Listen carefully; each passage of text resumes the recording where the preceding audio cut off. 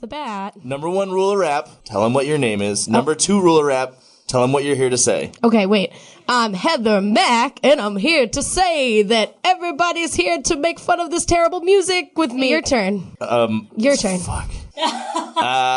Come on. Come on. My name's Mike Dunn, and I'm here to say I like to rap in a rapping way. And we have a very, very, very, very, very special guest in here with us, the incredible VQ of the Boston League of Wicked Wrestlers. Why doesn't she start out with a nice little, give me a couple bars. Better. My people suffered enough. I can't. Something we'll talk about is like mediocrity is something that I was taught to not do, so I can't do it. You know? Well, mediocrity is our birthright here as, us being white people here. And the show is essentially about white mediocrity. That's what I was realizing. I was taking notes. I was like, this whole podcast should just be called White People Make It Stop, please. Because we haven't critiqued any artists of color at this point, right? I mean, they're out there. Is Broken Side, were they kind of like maybe Hispanic? Don't think so. Yeah, no, definitely not. I mean, Dizzy Rascal was an option. Yeah, but wasn't chosen. So we're here today because we're all, experts in some way in the field of white nonsense. I, am a white rapper, in fact, and there are definitely some lines that we're going to listen to that I've probably said, actually nothing nearly as bad as this, but I have a lot to reckon with here. This is a day of reckoning for me. I'm in a band, as a white hip hop artist. So what the fuck am I doing? This was a cringe-tacular experience and definitely is having me reconsider a lot of things about my life. But, I mean, Heather, I got out the rap game, as you know.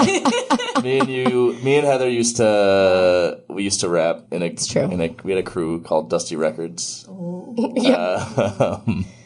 Yep. Don't Google it, please. Well, why did you say it? Now it's too late. We'll cut it in post. It's too late. You know it's actually fucked up. I don't share this with a lot of people, but my nickname VQ was in middle school. Me and my little group of white friends in like 6th grade came up with rapper names. And VQ was my rapper name. Oh my God. But I don't tell a lot of people. Oh no. I was Bill Brasky, of course. Yep. Oh yeah. I'm the Volga Vulva, which is kind of a great name. And you know what? Whatever. We will. Solo sex is good. We're good. We're good. We're fine. We're fine. But, I mean, we're acceptable. There's little lines here and there that. Hickory dickory dock. Let me see what you got. Yeah, there's some bad ones. Yeah. I was picking out a few of them. I was like, is this worse than what we're listening to? I mean, I've been making fun of those particular lyrics for years, but it's true. So we're experts on white nonsense because we are the white people that are producing nonsense in the world. And VQ, my dear friend here, you're an expert because you just have to deal with us. I feel like I have a lot of experience with white people. I was raised with white people, so I know their ways, I know their customs. I feel like I have some insight into the psyche of white people that maybe some people of color don't get to experience. And so, that along with like a formal education in studying white nonsense. Is there a PhD? That was your major? Yeah. Woman studies, if done right, is basically like white nonsense. Like, where did it start? How do we stop it? And so that's really prepared me for today. Yeah, that's beautiful. That's poetic. I'm thrilled to have you here on the show. Obviously, my fellow wrestler. And wonderful human and an expert, really, an anthropologist when it comes to white fuckery. And because our podcast almost deals entirely in white fuckery, this particular week, we decided to focus even more explicitly on, so this week we asked you, our faithful stoppies, to vote between 4 choices of terrible white rap, slices of white life for us to analyze. And we gave you a couple choices. I mean, like, this is a lot of people on the internet will tell you, like, this is the worst album ever. In fact, it actually it was the lowest rated album on music review aggregator Metacritic. The lowest rated album. It got a 15. Oh, dang. Well, doesn't that aggregation, because a lot of people gave it attention, probably more attention than a shitty rap album would get, because he was Britney Spears' husband. Well, and that's what we're learning here. It's kind of like the Facebook algorithm, right? It's like the more attention you pay to something, the more you see it, and the more you see it as terrible, when actually, well, we'll see for yourself. Don't get me wrong. This is a bad album made by a bad person. It's bad music. It makes me feel bad. Yeah. I just feel like maybe people have more reason to be spiteful toward Kevin Federline, than any other mediocre white rapper. I don't know. Yeah. Well, because he ran away with our collective fantasy girlfriend. He did. That's what happened. He was the ultimate Chad. And the ultimate scumbag. He didn't deserve her. Well, right. Exactly. I mean, she was like the pinnacle of American dream, dream date excess. She's a virgin, but she's like a slut too. Yep. God. These early 2000s, these we were navigating some murky waters. Yeah. I was definitely right at the correct age for that Baby One More Time video to hit me hard in the puberty. Hit me, baby. Yeah. Oh, yeah. It really, Indeed. That was a game changer for me. Your dick grew 3 sizes that day. I wish. So this album, it was actually executive produced by Miss Spears herself. So Kevin Federline, which means she paid for all this bullshit. She paid. That's what executive producer means. Exactly. So she produced it. She paid for it, and she filed for divorce within 1 week of its release. Says a lot. I mean, that's why this thing is notorious, right? Because in a lot of ways, as you'll see, it's so generic. It's virtually indistinguishable from a lot of other terrible rap that has come out over the years. Just kind of mindless, monotonous rap. But it was particularly special because he ran away with our girlfriend. Mm-hmm. He is like the embodiment of scumbag Steve in real life. Before that meme was even a meme. And Star Jackson, we can't forget. Oh yeah. So part of the drama was, because there would have been drama either way. He's a backup dancer. Like, what the heck? Right. But there's varying reports, but basically the way the public saw it is he left his pregnant girlfriend, who he was engaged with, his fiance, with his second child with her, to be with Britney Spears. Yeah. Basically, Britney Spears was like, "Oh, I like you," and Kevin called up Char Jack and was like, "Sorry, baby. Sorry, she's got money. Shay Joe. She's famous." Yeah. Well, and he was a backup dancer. That was what made him, famous. Was that he was a backup dancer for like Janet Jackson and stuff like that, and kind of a good dancer. I found out that he dropped out of high school in 9th grade. You don't say. Yeah, I know, right? He dropped out of high school in 9th grade, and he joined some dance troupe that was for troubled youth. You know what, Heather? I was thinking, being in the business we're in of working with the youth and empowering them through the arts or other means, that's what Kevin Federline was. Kevin Federline was like, he was at risk. He was no, exactly. That's exactly right. It was a nonprofit called That's exactly Dance right. Empowerment. And That's exactly Fresno, right. California. So think about it, VQ. And his dad was a auto mechanic, and his mom was a banker. So he was white, probably lower middle class, kid. This nonprofit dancer helped him become a dancer. It's true. And he danced for Justin Timberlake, and you know what I mean. So really, he had a success story until Britney Spears and him got together, and then it was oh, you left your pregnant fiance for Britney Spears. And then in the public eye, she lost her shit basically. She did. They were doing some hard drugs. Yep. Have you ever watched Chaotic? Chaotic. Oh, because that is endlessly more entertaining than this album. Everybody who's out there listening to this podcast needs to go and watch Chaotic if you have not. I mean, it's just 20 minutes of them smearing lipstick all over each other and clearly on Molly. I've never seen it, but I've seen this clip on YouTube of her being like, what was the name of that movie? Yeah, yep.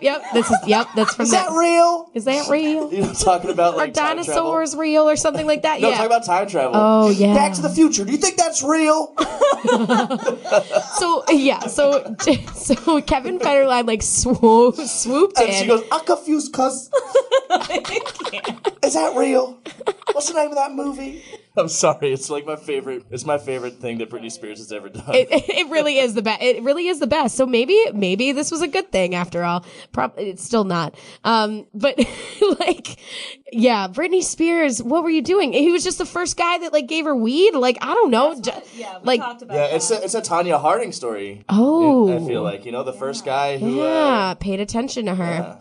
Well, Although, I mean, actually, Justin. that can't be true. Yeah, I mean, Justin. Many men paid attention. She was to with her. Justin beforehand. That's true. Remember she married like this guy from her high school that like, More white visited her nonsense. in Vegas. Like she had this dude from high school, like her hometown, visit her when she was in Vegas. Yep. They were married for like 48 hours. Yep. So girl basically, she was. I think his name was Jason Alexander. It was the same. You're remembering it because of the Seinfeld guy? Because the Seinfeld guy. Dude, I mean, honestly, Britney Spears was also like an at-risk youth that just happened to get famous. Yeah. No, that was pimped out by her parents to get famous. Who then actually took over her life and her financial. Anyway, but she had a dark night of the soul that we all got to see. we did, and I actually really loved that, like punk rock umbrella wielding Britney. I mean, that was. Yeah. Anyway, but we have to talk about fucking Kevin Federline. That's what we're here to do. And I guess there's no better way than to just get into it, guys. Do we feel like we've given enough context? We've established the scene? Yeah, I think okay. so. Hit 'em All with right. the tracks. So we're going to hit him with the first track here. Aptly named, The World Is Mine. I'm a pirate on the seas, call me Captain Hook. Everything belongs to me, every cranny and nook, every rock, every bird, every animal in it. Disrespect it ain't, I get cannibal with it. You thought Peter Pan had life stories and fairy tales. I walk through the concrete jungle with just a scale. I'm hella weak. References to like selling drugs. Yeah, and packing heat. Yeah. Yeah, he said he has like a 9 for him and his wife, like in one of the songs. Yeah, Britney Spears is not carrying a gun. I think she is when she hope goes not. back home to Louisiana. Maybe. Yeah, actually, she probably does. She probably goes to the range time to time. That beat slaps, though. Let's be honest agreed. here. Like, agreed. that he's. I mean, the beat slaps, but like his first rhyme out the gate is rhyming something with fucking cranny and nook. Like nothing more gangster than that. Rhyming Captain Hook with cranny and nook. That's right. I'm like Captain Hook. Well, when he starts with pirate reference, I was like, this could actually be a good children's rap album if he would have just stayed making it about being a pirate. Because I was like, this is kind of cute. Like, he does have 2 children. He does, and it starts off kind of cute. He's on beat. If he would have gone that route. Yeah, that's true. But then again, I think his biggest crime is when he brings up drugs and guns, because it's like, we know that's not true, boo boo. Like the drugs. He does the drugs. I don't think he. Yeah, you're not selling the drugs. He's getting high on his own supply. For He's sure. not selling drugs. No. He does not have the It's discipline. called just for that. doing drugs. Maybe he sees himself as Britney's drug dealer, and this is like a really meta album, and we're just not getting it, that's right? Like so maybe yucky. like that's what he's talking about. Is like Who is pimping who? Who is This is pimping actually who? the question. I mean, I think Who's everybody's using who? pimping. Unfortunately, it's definitely using Britney Spears. Yeah. She's the most, And she's being pimped out also by her parents. It's a mess. But yeah, he's definitely like, he's doing like a 50 Cent thing. He's just cribbing. He's just doing the whole 50 Cent flow. I was noticing there's a lot of phasers. Like the album is phaser central. Beep, beep, beep, like those. Oh, the foo. Yeah. I said, the whole song, just the concept of this song, The World Is Mine, right? Like, it's so appropriate because, like, the world is Kevin Federline's. Yeah. Like, it shouldn't be. He's got its It attention. was for like 5 seconds. But it fucking is. No, but listen, he's taken this and turned this into his own little reality TV show empire. I mean, he's basically getting paid for being fat on TV. God, talk about the American dream. Yeah. What is he on now? He's Celebrity still on TV? Fit Club and shit. Like he's on. Still? He got sent back for they had He got something. sent back. No, in like Australia recently, he had like some heart palpitations. Can they had to, redraft you? Can they be like, you have to come back? Is that in You're the not fit contract? enough. You're fat. We saw it. Come back. We know it's true. I don't think we like. I don't know how that works, but the point, I think he was on Dancing with the Stars. I mean, dude has turned this into his own fucking empire. And the fact is, the world is yours in the sense that the world is made for mediocre fucking white men to just have so many chances. Well, and we've been through this I know. time and time again on this show. This is mediocre white men, the show. But he says, like, at one point, he says, like, you know, the world is mine to the Caribbean Sea. Yeah, like, that's like the hook. it's like a fucking colonists anthem. Like, Well, I think it's like hip hop is read all it that about way. brands. Hip hop is all about grand statements, right? So it's like Right. for him, he's like, you know, if I'm gonna perform, if I'm gonna be hip hop, if I'm gonna like be authentic, then that means like I have to, you know, it means I'm the best, even when you're not. And that's what I think is hard about people's perceptions of hip hop and or what it takes to be a hip hop artist is I need to boast I'm the best, even when I know I'm fucking not. Right. Right. And It's all that about is that not- confidence. Yeah, exactly. Unearned confidence. Right. undeserved. Undeserved. Unearned confidence also a hallmark of the show. That's really, it took this episode to get me to actually realize that every single, it's just white nonsense, the show. Yeah. Yeah, he also rhymes bad guy with bad guy. Like, you're not Cameron, dude. No, only Cameron Take can a do step that. back. He clearly loves Dipset, though. He says in another song that he's got jewels like Santana. But he pronounces it Jules. I've got jewels like Santana. He tried. It probably works for his. No, actually, he didn't try. I'm wondering who ghost wrote these songs for him. Yeah. He mentions Jeezy at one point in the song, that he's hanging with Jeezy. And then he even does like a little like, yeah, like Jeezy voice. I think maybe young Jeezy might have ghostwritten this album. Because honestly, the flow's kind of on point. I was wondering who I gotta made say the that. beats. JR, not So JR from Dipset, some white guy. I did look this up because I remember one dude, I couldn't really find a lot about him, but the other dude Oh my God, is someone who he went to, so one of the producers, I think just for Playing with Fire actually, which we will get to enjoy at some point hopefully. So basically he helped with the album, but Playing with Fire was his main song. He went to Berkeley. Oh. I was like, you went to Berkeley, my dude? Like and you made Playing with Fire? A lot of assholes go to Berkeley. Exactly. That proved a lot. That proved a lot for me. I'm sorry, Berkeley, any Berkeley listeners, but that was like, oh shit. Because also, I then read he gets a lot of respect because people are like, oh, in hip hop, people like him because they're like, oh, you know, he's not like your typical hip hop guy who just like does the beat boops on the computer. Like he knows instruments. Yeah. Right. I mean, the thing is that this song, alongside pretty much all of the songs on this album, it's like the beat is pretty good. Like the rhymes are like the rhymes are not complicated or interesting or in any way like elevated above the like basic generic, you know, hip hop rhymes, but they're not terrible. Right. And the flow is decent. Like he slips up, you know, a few times, but the flow is pretty decent. And it's mostly just what makes people angry, I think, about this and why my faithful stoppies, why you chose this for us probably is because it just makes you angry that it happened, or that like the idea of this album is so infuriating, but actually listening to it, I don't know. I don't know. Is the hate deserved? We'll see. Let's get into the next song. Actually, perfect timing. Is the hate deserved? This song is called America's Most Hated. Tight with every rhyme. I built a kingdom down the street from Pepperdine. This marijuana got me heavily sedated. I'm Kevin Federline, America's Most Hated. What? I'm here now. I know y'all been waiting.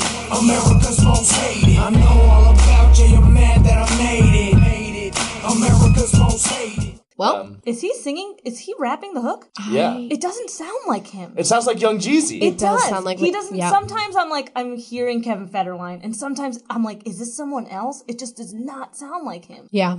I gotta say, rhyming Federline with Pepperdine, actually kind of fresh. That was a nice higher ed reference. Come on. I liked that. Is he talking Yeah, he about was- the university? Yeah. Okay. He was definitely doing some like Eminem era like slant rhyme this whole You time, know- like tsunami and coming for me. Like that's not. That's true. I'm not going to give you that one. Eminem reaches. Pepperdine University students must have been very excited for the reference. Yeah, how often? The only time Pepperdine ever gets mentioned in a rap song is if it rhymes with the name of the rapper. Kevin Federline. That's it. Which is this rapper, the only one. I mean, I don't know if anybody was excited about this because one thing that we didn't say is that he went on tour for this album and he performed to an estimated audience of 300 out of a total seating capacity of 1,500 for his opening night, with only 1/3 of the attendees, so 1/3 of the 300 remaining by the end of the concert. Yikes. And so I guess and then later, many of the tickets for the show at the House of Blues in Chicago were actually given away for free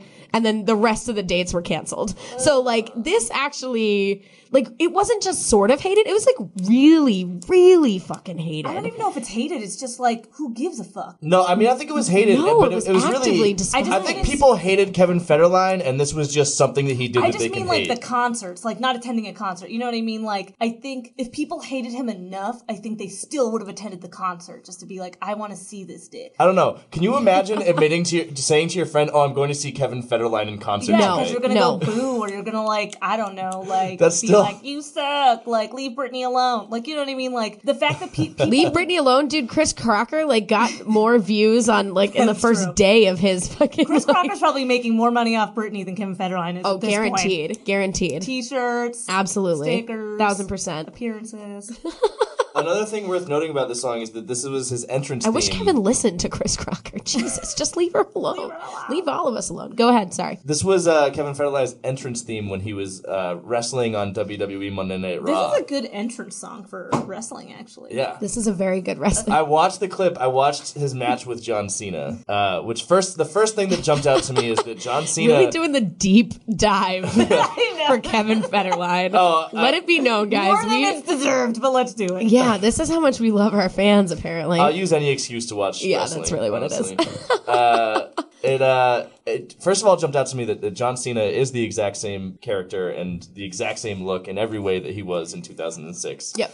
Which is crazy. He is a human action figure. But yeah, people were booing the shit out of Kevin Federline. People it's crazy. He's supposed to be a heel? It's crazy, yeah. It's crazy knowing, the reaction Cena gets now and just seeing everyone like creaming their pants and screaming for Cena and just booing the shit out of Kevin Federline. Kevin Federline came out and he was wearing like a boxer's robe. And Johnny Mundo, or what's his name? He was Johnny Nitro at the time. Basically, he spent almost the whole match like going back into the corner and like adding more boxing gear. Like he put some boxing gloves on and then he put like a boxing like helmet on. Amazing. And he kept stalling for time. But I think the only moves he did was he put Cena in a headlock. He did it, and he did a test of strength with Cena, which he actually somehow got Cena down in the test of strength. And then eventually Umaga came in and beat down John Cena, and he got an easy pin. Thank you for that expository segment. I just want to say the whole time the crowd was booing the shit out of him, and he got such a reaction that they almost hired him full time in WWE. That's He impressive. almost got a contract. He must just have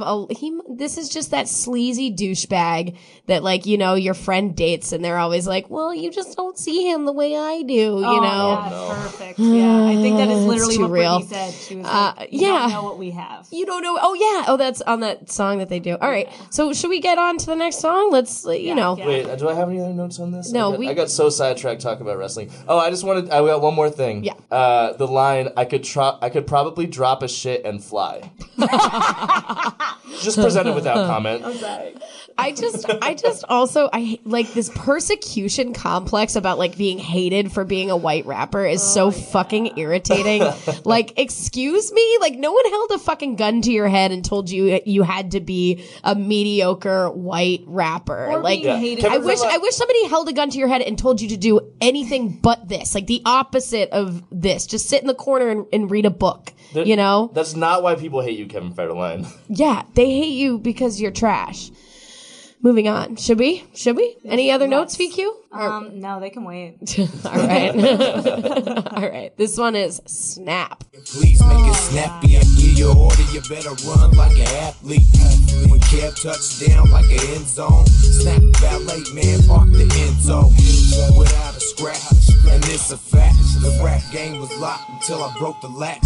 Please remember the name K-Fed. I ain't even dropped the media, won't care. Please remember the name K-Fed. Please. I think he said to remember the name Kev Fed. Kev Because then he's like, the media want Kev dead. Oh, God.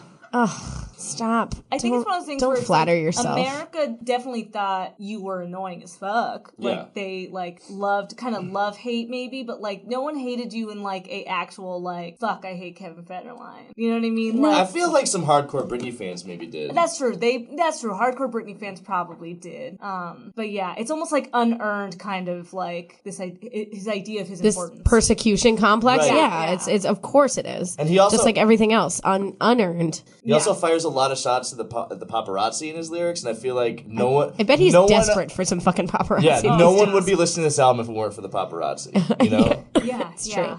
I think, you know what's sad is like part of me, I don't know, I have like a very soft heart because I was like reading interviews and it's like, I think part of it is that he thought with this, like maybe this album will make people take me seriously. Because I couldn't tell. I was like, did he release this album knowing people are going to listen and hate by it? Or was he actually thinking this might get me some legitimacy? Like, I think he was thinking this is going to get me some legitimacy. I mean, certainly Brittni would not have thrown the money at it if he didn't. She was obviously completely dickmatized, like believed that this guy was like the fucking second coming. Well, it was just a coke dream. literally. Oh yeah, it was just a coke dream. They were on coke one night, and he was like, "I'm gonna drop a hip hop album, baby." And she's like, "Yes, wow, oh my god, I got the money I can give you for that." so much money. That's what it was, you know, like.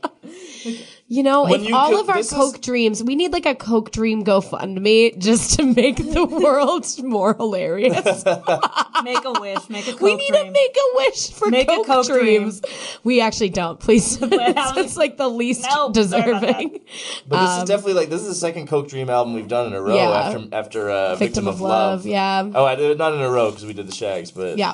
That was another one. I feel like, a lot of bad stuff is born from coke dreams come true. When you have the money to make your coke dreams come true, this is what happens. It's true. It's true.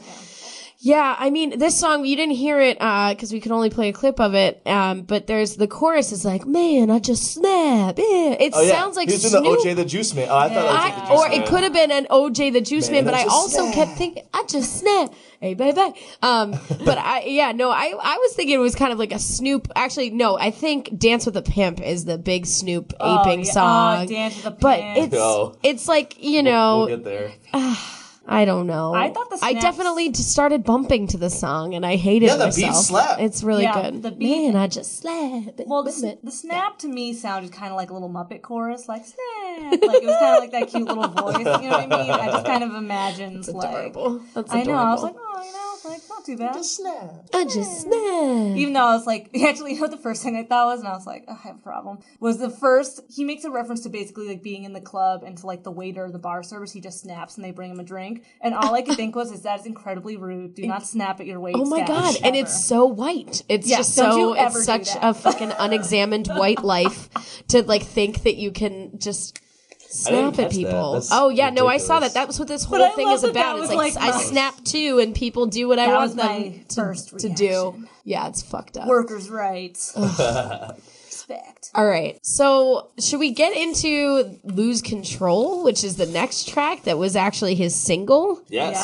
So that was the one that he actually performed live. I think it was at Teen Choice Awards. Teen Choice Awards. Oh my God, VQ, you need to be a recurring guest.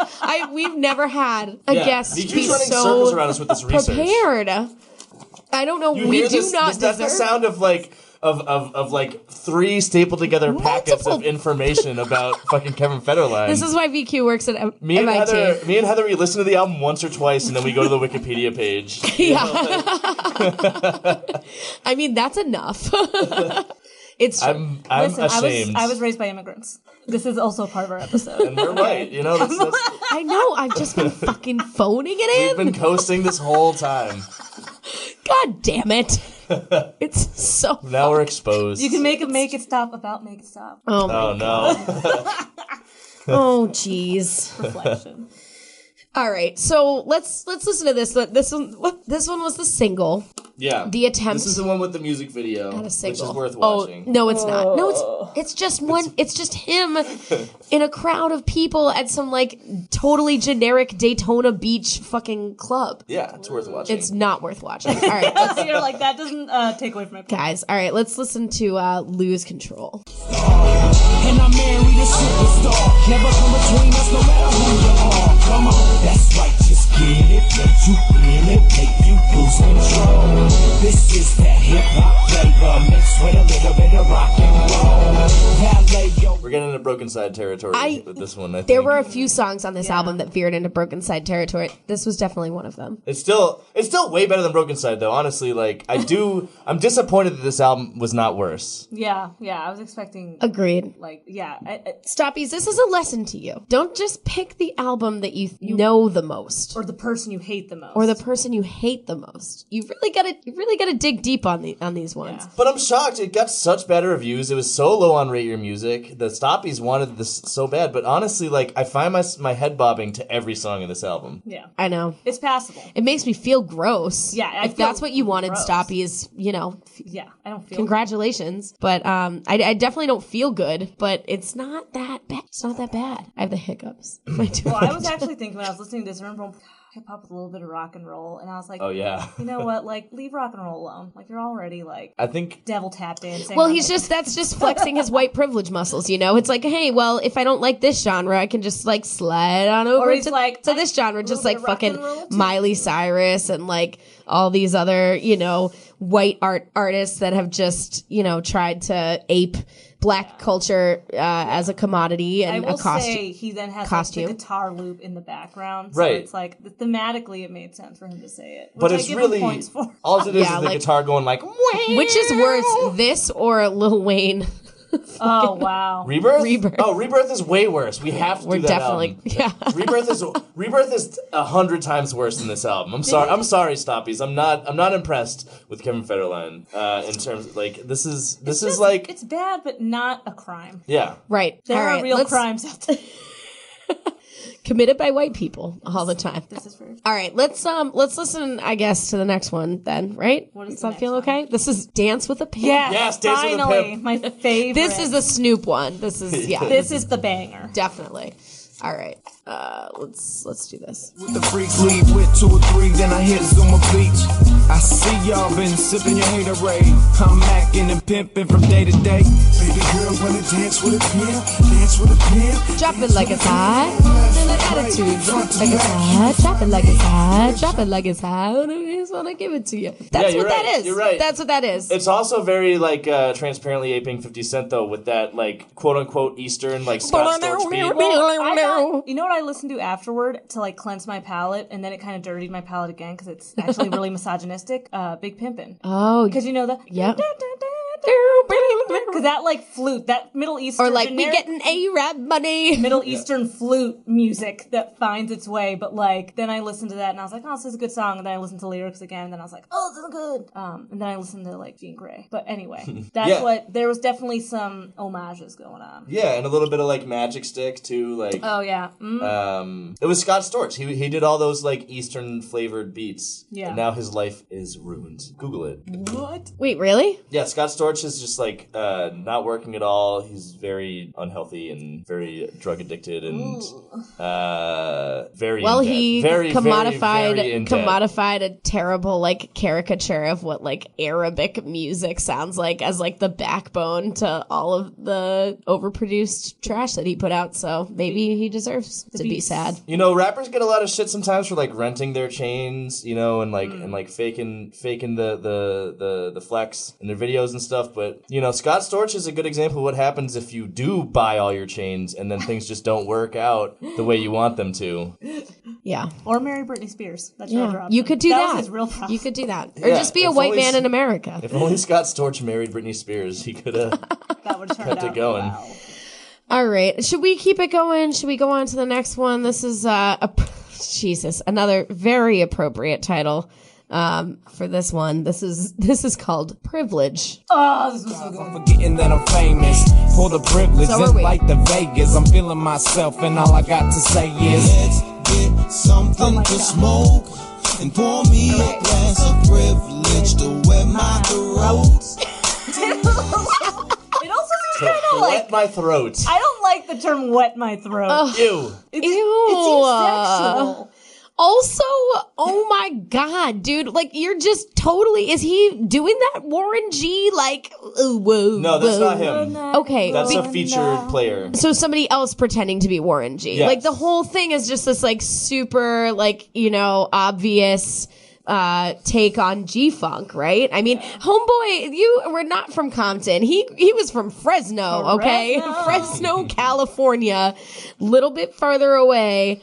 You know, what are you doing? What are you doing? Well, I feel also, I think, what was this song like, it's funny because like this is before, actually what I thought too on like a nerd thing was he's using the term privilege before it kind of has hit the public like discourse. Yeah. Has now, like now when people hear privilege, they think like, they white think privilege. of systems of power. Yeah. Or they think like, oh, snowflake babies, like, that blah, blah, too. blah, blah, blah. Anyway, but when he was using it, he meant it in like a very positive, like, I'm privileged. No, not even, because I saw the title and I was like, oh, finally, he's admitting it. But no, he's talking about drinking Hennessy VSOP privileged cognac. What? No, Yes. he's not. Yes, he is. What? That's I the thought privilege he refers to is fucking Hennessy. No. Yes. Look at the lyrics. Okay, Oh my I'll believe God. that, but I didn't think he was copying to his privilege in like a sort of double understanding way of like, yeah, guys, I have privilege, doesn't that suck? I thought he just meant it as like, I'm a privileged bitch, fuck you. Like, that's how I thought he meant it. Like, I'm gonna drink my privilege now. I don't think he even says the word privilege without it being preceded by the word sippin'. Going down. He got me with that, actually. That actually, I was like, It's catchy. Just like almost everything else that you've heard so far, it's fucking catchy. Yeah, like I gotta say, I'm sorry about it. I'm a little embarrassed for him, but I'm also like, I mean, it's if you've kinda- got Britney Spears money, you better make it like you're gonna make something halfway decent. You know what I mean? Like, money can get you a lot of things, and it can get you a decent beat. Yeah, it definitely did. And it can get you like, you can get you a sexy like girlfriend that you can impregnate and then like, you know, leech off of. No, he just got her money. professionally. He had backup dancer money before that. Right. I have another good random fact. So so Brittany was nice enough in the prenup to let him own half the equity on the home they purchased together after they were married. Yes. So he also has that money. He has half equity of his home money. This motherfucker And it was is like a actually a Malibu superstar. mansion. You know what, K-Fed? He got her Good in for the you. prenup. He got in the prenup, boo. Ugh. That's good. That's good. Guys, I don't know what to say about this because this entire album, like, while like infuriating in the larger scope of, being infuriated and exhausted with white male mediocrity, You can buy elevated yourself to an album. positions of, power and influence that they absolutely don't deserve. It's actually kind of fine. Yeah. And honestly, it's pretty good. I'm just, I wouldn't use the word good. it's I would not rather- good. I'm not gonna. I would so much rather listen to K-Fed than anything else we've ever done on this show. Yeah. So Honestly, I'm proud of K-Fed for doing this, honestly. All right. I expected much worse from him. for the last couple songs, listen, there's a song with Britney Spears. You can listen to it, I guess. It's definitely the best song on the album. But it's still, again, it's going from, lame to like slightly less lame, but still not bad. It's like watching a bad movie, like watching like It's not bad enough. but like not a so bad it's good movie. And we gotta say, I think this is the first time that we're gonna fucking overrule you stoppies. Yeah. We're done with this. We're done with this album. We can give it a rating. We can give it a quick rating. What do you want to rate it? Well, actually, VQ, you're our guest from the Boston League of Wicked Wrestlers. What is? We need a quantity. We need a quantity. So it's from 0 to -5. 0 to -5. Of Okay. what? Of something. So, for example, for the Bruno, the bluesy 0 to -5 harmonica riffs. harmonicas. Okay. We did 0 to -5 bad decisions for Farrah Abraham. We did 0 to -5 It had to have been Lines of Coke for Victim of Elton Love. John, No, yeah. it was like meat pies. Oh, yeah, it was meat pies. That's right. So what do you think? What would the quantity be for this? I'm going to say -2. I'm going to say -2 velour jumpsuits -2 below. that him and Brittany were wearing while he was recording this in their Malibu studio. That's what I'm going to say. Oh, my God, yes. I'm doing -1 velour jumpsuits. Wow. I don't think this was that bad. This was fine. I'm gonna go one better, and I'm giving this a 0. I'm giving it a true neutral. I am giving this 0 velour sweatshirts. It doesn't even deserve to be discussed anymore, because what should have happened, similarly to my rating, people should have just ignored it. People should have just not given a shit and not cared. Like, this guy is useless. He's pointless. Let him decay. Yeah. But instead, we turned it into this epic thing and really this is not that bad. The album's not that bad, but I think that VQ. Yeah, I think it's one of those things where, it's easy to hate Kevin Federline because he's a white dude. Yes. For all intents and purposes, he kind of seems like a white working class dude, right? Like, Well, he's Fresno's not. it's a little tough. They voted for Trump, that's but true, but at the same time, like, a lot of people are viewing him as like this dude who doesn't deserve Britney because he's a backup dancer. He doesn't seem that smart. He's not educated. He has his GED. Like, all that stuff came out. He left his pregnant African American fiance for Britney Spears. Like, true. It's easy to hate Kevin Federline and think like, oh, he's like a white asshole. And we definitely still hate Kevin Federline. He still all of us sucks. He's for sure terrible. hate Kevin Federline. He left Moesha's best friend for Britney Spears. That's not right. Fuck that. But even with all that, like, I would say Northern State, our three young white feminists from Long Island are far more like just hurtful to society. Like, they are a problem. Like, they are an actual poison. Like, they are bad. What they represent and what they continued with their music is way more harmful than Kevin Federline. And this was one of the choices, but only like 2 people voted for it. And you know what? We are overriding those motherfuckers. Yeah. We are going to review Northern State Dying in Stereo as potentially the worst white rap that I've heard in quite some time. Well, we're going to be listening to Chuggo and Eminem in future episodes, so I don't know.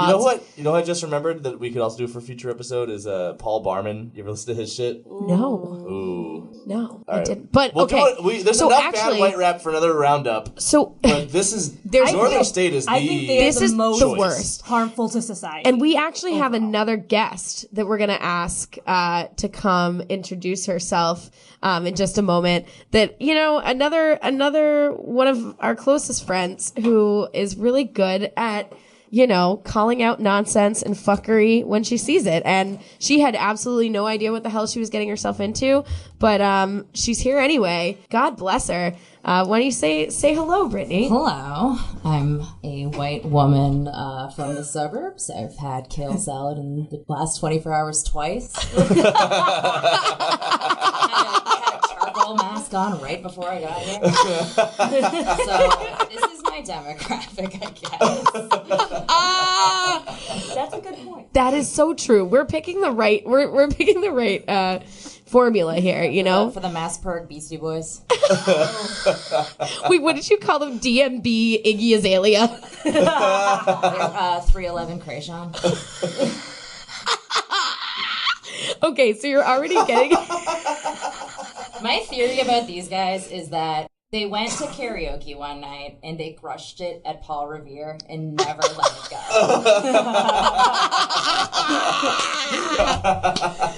Oh my God. They turned to each other in the dimly lit bathroom and were like, guys, what if this was our career? That's exactly well, that is, okay, also, what a typical white origin story, because it was a joke. It was a joke. They did it as a joke. They were like, oh, wouldn't it be funny if we were white girls and rap? And then they got a record deal. And Ad Rock just co-signs this shit later. And Tegan and Sarah takes them on tour. Yeah, you're absolutely right. Yeah. So they got way too much credit for doing the bare minimum. Fine, it's fine. Look at my notes compared to your notes. Yeah. Oh, I have a lot of. I have a lot northern state of me. Oh my God, liberal arts college. I literally have so many notes here, but almost all of it is just all caps lock. Oh my God, why? This is the worst music I've listened to since Brookenside, guys. I'm going to say it to you right now. And I would listen. Farrah Artbraham, hashtag, thank you. Farrah Artbraham. Okay, true. The best album that we've listened to on the show, by far. It's art, and Pitchfork recently agreed on their review of Charlie XCX's newest album. But what Really? Yeah, they talked about Farrah Abraham on the God. Charlie XCX, and they gave Charlie XCX like a 9 or something, right? Oh my God. She was ahead of her time. It's a good album, actually. I listened That's to what it. we were talking about. Were people going to like copy Farrah? They did. Yeah, I've said in 20 years, in 20 years, I all music is going to sound like Farrah Abraham, and Charlie XCX is leading the charge. Jesus. The new face of pop. Maybe. Okay. So, but back to the task at hand. We have overridden the Stoppies requests, and we are now on to reviewing Northern State Dying in Stereo.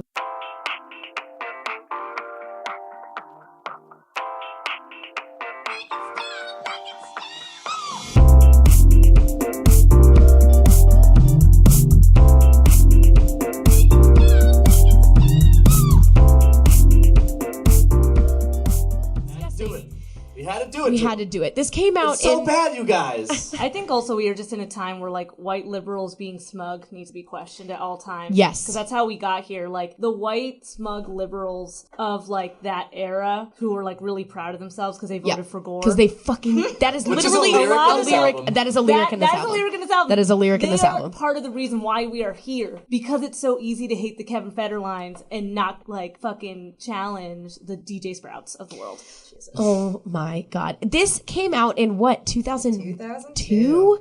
So Eminem was already a thing, like the... Stankonia came out that year. Oh my god. Yeah, This- I remember I saw this on MTV2 Subterranean. Y'all remember that show? In 2002, which this was back when they had stopped playing music videos on MTV, so they made MTV2, which they played all their music videos on. Nowadays, they don't play music videos on either channel, except for like a couple hours a day, which they started doing music videos again. I guess they're coming back in style. How retro. But anyway, I saw this fucking video for At the Party, and it has burned into my brain since 2003. For the, I just See, I never will remember forget these how guys. awful that was. The worst thing I'd seen on Subterranean for sure. It was one of the worst songs I'd even heard as, in like, the a year youth. 2003. Yeah. As a youth, you were like, no. And it Even was- as a young white boy. You know, I was only like just getting into rap and I knew it was bad. You know? Yeah. Well, you had a functioning brain connected to a brain stem. Like, I They were in their like early 20s when they put this out. This Yeah, wasn't a bunch of high schoolers. No, they make sure to say that. We're not 17 and we like green or like whatever the Yeah, fuck they there's say. others just like, I'm They're- 24 years old, you know. Yeah, You know, I'll they're get there. 24. I'm gonna be scrolling through the lyrics of I every song know. in this album because there's so many lyrics. we're gonna call attention Honestly, to. for this entire podcast, it might be funnier for us to just read the lyrics to every single gotta hear song these. and not do any. No, I mean like would listen and then just read the lyrics instead of doing any commentary. Because honestly, nothing we say on this podcast is gonna be as funny as the fucking lyrics to this album. This album that came out in 2002 that people thought these guys were great. This came out on what, like Columbia or like Sire Records or Yeah. something like that. They got Columbia. And people thought that this was great, and the only critic that came Oh, out the fucking true hero. was the not the hero Pitchfork. we they got deserve. brutalized as And Pitchfork. I have a quote from it just to get us in the mood, and then we have to listen I'm to gonna this. frame the article. Oh, you're gonna frame the art? Yeah, I wanna have get it right here. Well, we can get it signed from Hesta Prynne up in fuck at the fucking Roost. You know what? No. Fuck Pitchfork sometimes, but Eat God DJ bless Sprout. Pitchfork for this Oh my review. god. Okay, so I will support Pitchfork forever just for this review. just because of this review. Okay, so this is just one part of it. You should definitely go look it up. But it's armed with the weakest flow in town, squeaky Amy Fisher accents, and a stultifying, wrong-headed sense of entitlement, Hesta Prynne and pals have created what must be the most heinous hip-hop release since MC Scat Cat went solo. Dying in stereo is peppered with yos and all ites, delivered in a giddy yet suspiciously ironic fashion. The falseness is soul-rending. Northern states sound like suburban brats playing with ghetto Barbies. That is like boom. part of why I love this article though is because it is so well written because he It is. basically saying like exactly what the problem is that they are using hip hop. They are both mocking hip hop and yet playing this role of hip hop, which is performing a certain type of blackness and Right. not seeing any problem with it, And- at all. Trying it on as a costume that they bought at the fucking thrift store. And the fact that they got good reviews is basically end all be all is the people who reviewed these albums were white, for the most part liberals, who probably do not listen to hip hop at all. They probably didn't listen to hip hop. They probably have thought like, oh, hip hop, I don't get it. Like, what is I it? don't Like, listen I to don't get country it. and rap, They just right? like use samples of other songs or like, it's just so misogynistic. It's just all about like, gay, like, I just don't get it. And then they heard this and they were like, yes, this is so good because they're feminists and they're talking about real issues and there's some They voted for Gore. They voted for Gore. and so we're good. It's not about even the music. It's about like what they represent, which is this white savior. Like these white women are gonna like save hip hop. Yeah, They're gonna it- save it. That from was how it was itself. presented. It's like the 15 years ago version of Lil Dicky. Or Macklemore. You know what I mean? Like when Macklemore Yes, made Same Love, you're yes. like, why can't there Very be more appropriate. hip hop like Yeah. this? Like hip hop that isn't homophobic. that is white. Hip hop that is white. That's There's all we're like saying. white hip hop in that time that like wasn't terrible. Like the This is when like the Yeah. Sweets came out. That's true. Like As a Original white Pirateers rapper, came I don't out. know how much white rap is not terrible. Well, no, well, Eminem. Eminem. Good then. Early Aesop Eminem. Rock was happening Yeah. at this time. Yeah. Atmosphere, you know, I don't LP. like him, but he's better than I think the Northern thing is State. that like That's this true. album is bad in two ways. This album is bad because it's just bad. Like they're Yes. whack. They Yeah. don't have good flow. They don't Their have good lyrics are lyrics. fucking terrible. Like they are just bad. But it's also bad because so many people fucking liked it, and it just Yep. reveals how fucking racist like Exactly. white music indie crowd is. Like the white Yep. indie music crowd is terribly fucking racist. And then there's actually a third thing, which is you can be mediocre and white and a woman, and feminists and liberals will just eat you the fuck up. They don't Exactly. give a shit if you're Yeah. actually Will not good. do any fucking like Lycos.com searching to see Think about it, to like- check the fucking receipts. Yeah. We should we gotta gotta get listen. into Yeah, this let's get album. into it. We gotta have listen. to do We it. have no choice. Guys, It's a short album, it's 8 this songs. is fucking easy. dying in stereo. And we're gonna start with this is so bad. I like don't even want to spoil it by playing it. It's like the anticipation. Okay. All right, but ready? Here we go. This is 1,000 words. Ooh, yes. By fucking Northern State. Saint, not a sinner. I am the prize winner. Gonna get the NSC and host my own spaghetti dinner. I'm a vegetarian, humanitarian, imaginarian, not a libertarian. The country's getting ugly and there's more in store, but don't blame me because I voted for Gore. Choice legal, your wardrobe regal. Checker broke the seagull and Snoopy is a beagle. Snoopy is a beagle. Snoopy is a beagle! They're just... There's shit that you don't even I don't- see the first time around. I don't know. She was like, I don't know what else rhymes with this. Beagle. How am I going to put that in? Well, Snoopy's a beagle. I just imagine them sitting around eating their kale chips, like smoking weed. Like that's hilarious. God. Snoopy is a beagle. Yep. God fucking damn it. I called this one ASL rap. There's a lot of references to their frames and figures in this one. Oh my. I've got brown hair and a medium build. Oh yeah. No, a medium size. Well, you know what? People actually said like part of why people like them was because they were like, I remember I saw this review that was like, what will hip hop do with white MCs that aren't traditionally thin and pretty? And it's like, why do they have to do anything with them? They're not talented. They're not invited. Like, what the fuck? You know what I mean? And so, you know what I mean? But just because they're white and they're women and they're college educated, they deserve people's time, basically. Right. Like, why won't you listen to their music? But they're a It's because- humanitarian, libertarian, and a You won't listen to their vegetarian. music because they're not traditionally pretty. It's like, nah, bitch, I won't listen to their music because it's fucking bad. Because it is trash. Because it is trash. Guys, don't blame me. I voted for Gore. I guarantee you they voted for Jill Stein. In this. You're a liar. Well, no, back then it wasn't it Nader? It was Oh, Nader. yeah. Nader. They Nader definitely who- voted for Nader. Nader, Oh, who yeah. literally cost the election for Tom Gore. York was caping for him Yeah. Yeah. during this era. Yeah. Dude, it's like, Don't blame me. And if, you know, this that's the what song happens where when they're Brits just- weigh in on American Exactly. politics. Get out of here, Tom York. Stay in your lane. Also, you should tip fucking British people. Also, that was an astute thing for them to say, though, like, because it is that kind of white liberal, like, well, I voted correctly, so I'm done. yeah, I'm good. I did. I filled up my fucking punch card at the Equal Exchange Fair Trade coffee shop. I'm good. They collected signatures for Planned Parenthood outside of Macy's. for like a day, and then they just went to Macy's. They were like half a day, a couple hours. They just hung out in the food court. Fuck these guys, dude. Fuck these guys. Oh my god. I also want to point out that the first 2 lines on the album don't rhyme. That starts you off. Wait, what are they? What is it? I got 1,000 words that I never spoke. See, I broke down codes at an early age. Oh yeah. Oh yeah, that's the one where she's like, and my rage in a cage and the. Yeah, why do Get a used lot of to these that lyrics just sound like they're like narrating like a scary stories to read in the dark or something? Like it's just like they so want you to know that they read books. Yeah. You know? Hello, they're college. That's like all the reviews always say that they're like they're college educated. They're college educated. They're college educated. Yeah, it's Write better songs. you're right. Yeah. It's their birthright. Remember, they're white women. There's something to say that hasn't been said. Oh, and it's all in the same exact cadence in every single song. Get used to it, guys, because It's it's the Beastie Boys flow. I think Like, I got the impression listening to this that they've only listened to the Beastie Boys. Yeah. They claim what that they De La think rap Soul is. was also what they listened to, and I'm like, Yeah. get De La Soul's name out your mouth. Yeah, absolutely. Don't you dare.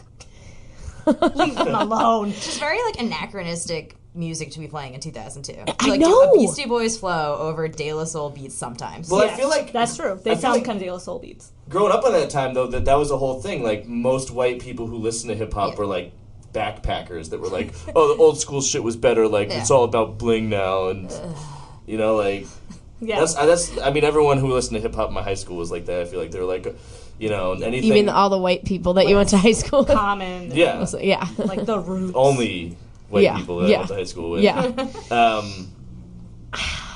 They're backpackers. This is a song that most of the song is just them screaming at each other from opposite ends of the room. Where you at? Over here. Where you at? Like, can somebody just answer them? Like, that's how you know they've never actually seen a hip hop performance. They're just getting this idea of like what it is to perform, and like they're trying to have that kind of casualness about it. And it's like you can't be casual when you don't know what it is. Like, no. it's horrible. There's literally so much. Like, every single line in this entire album is embarrassing. I'm like secondhand. I'm like You know, I flow. I don't drink Joe. Coming every Friday night. I know the hottest place to go. I'm lean. I'm mean. I'm clean. I'm not 17. I'm the hottest. That would have been an excuse. I wish you were. Why weren't you 17? I'm the hottest girl rapper that you know you've ever seen. Throw in that extra no. You don't even need it. But And she that's said fine. that, you girl know, rapper. should not be saying that when Little Kim exists, and like pretty much any female MC. And this was a time where there, you know what I mean, like.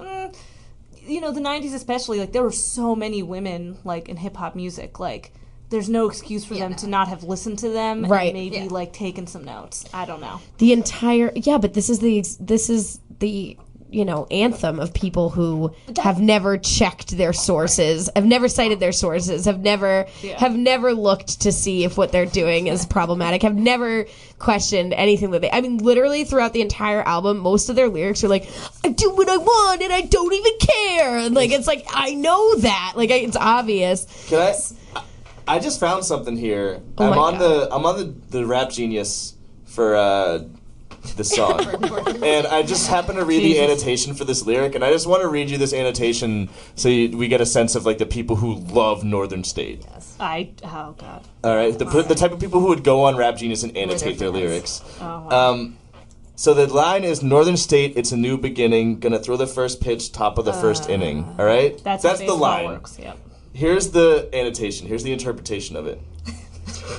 New band, new album, and hopefully the dawn of an age where anyone can do anything, like rap with the best of them, and not be discredited because she happens to be a white female rapper.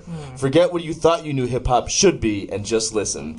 Oh my god. That's what I'm saying. When I looked at the YouTube, like the video, because obviously I'm not paying for this shit. When I'm like looking at listening to the like videos, and all of the comments were like, "Yeah, I love these girls' flow," and like it's just, as a white female rapper, like you need to mostly discount most of us all like automatically, and like this does not deserve a fucking second look.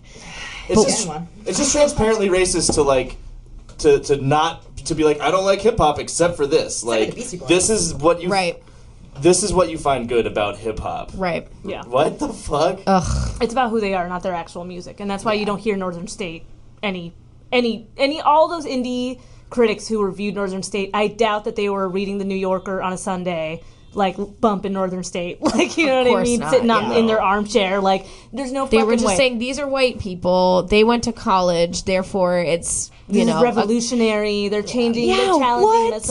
And meanwhile, like, women of color in hip hop have been challenging misogyny. Have been, you know what I mean? Like, there's all of these like women who are doing this music, but you don't listen to their music. But Northern State wrote a paper on it, so they're good. Right. 1,000 words. 1,000 words. 1,000 word paper. Oh my god! All right, Now should let's we move on? Yeah, that's true. Let's do this. We got It's this. time. This is the fucking. It's Trinity. No.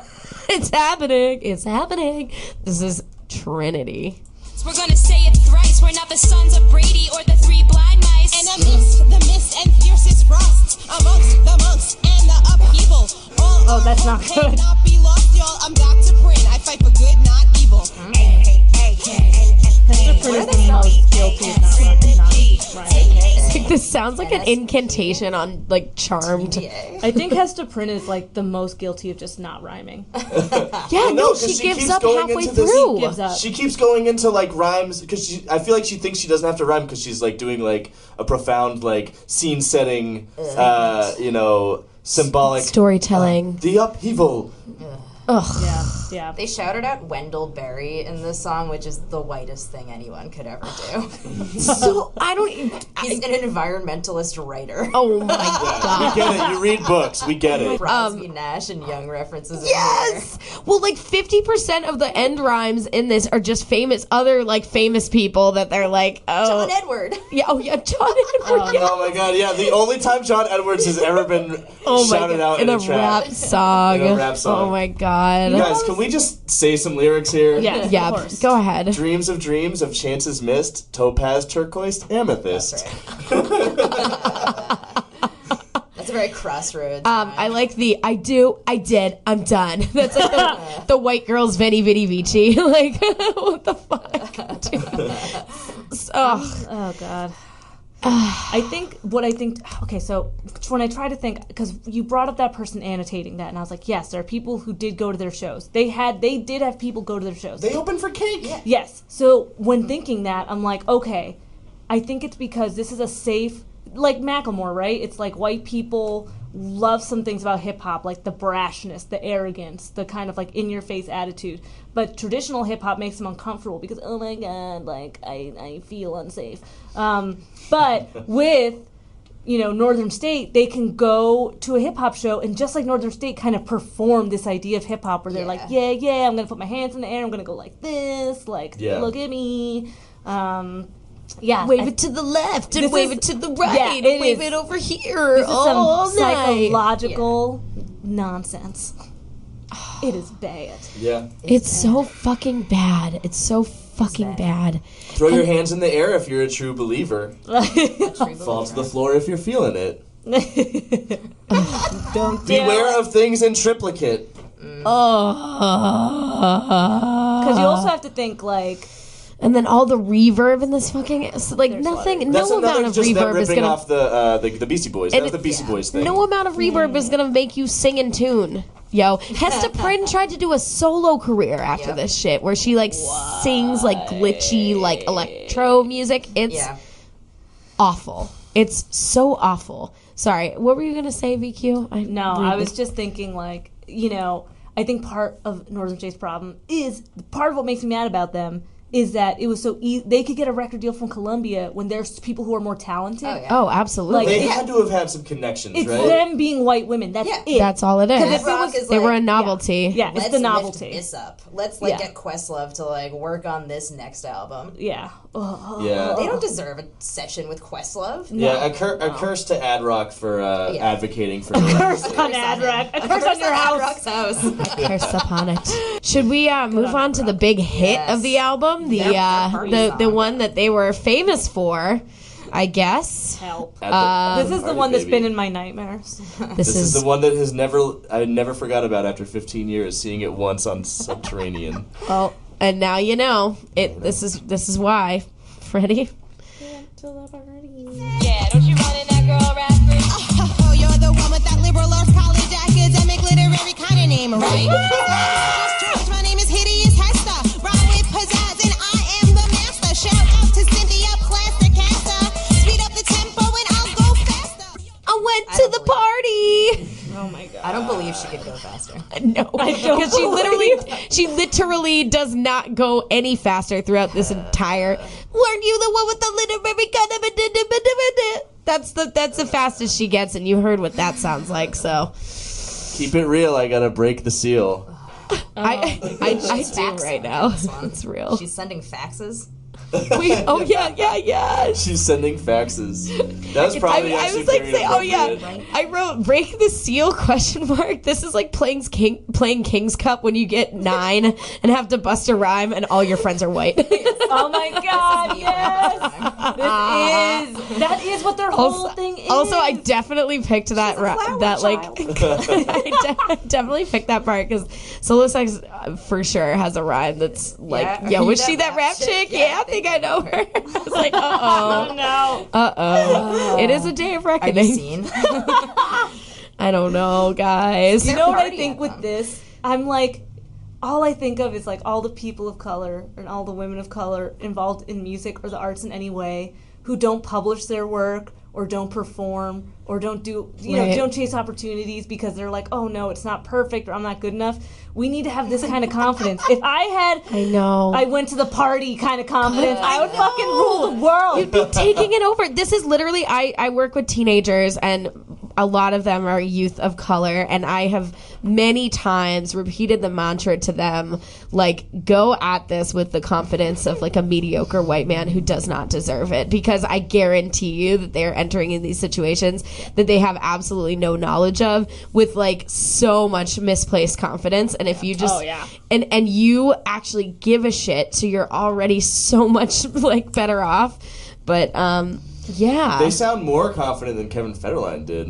Definitely. I wish Kevin Federline had this Northern State confidence. That's true. That's true. To just go in there. Well, he only has a CD. He doesn't have that. What does it refer to? White liberal academic kind of